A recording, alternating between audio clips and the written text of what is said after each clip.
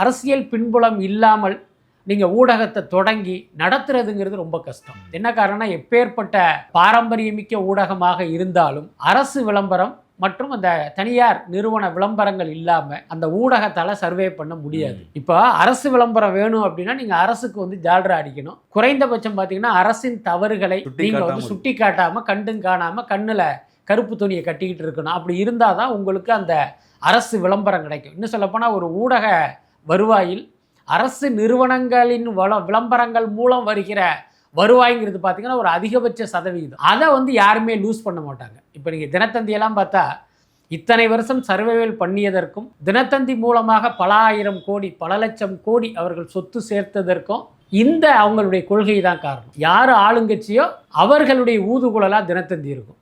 இப்போ உதாரணத்துக்கு இப்போ திமுக ஆட்சி நடக்குதுல்ல, முழுக்க திமுக சார்பாக தான் அந்த செய்தியே இருக்கும். அதிமுக செய்தியெல்லாம் பார்த்தீங்கன்னா 4ஆம் பக்கம் 5ஆம் பக்கம்னு போயிடும்.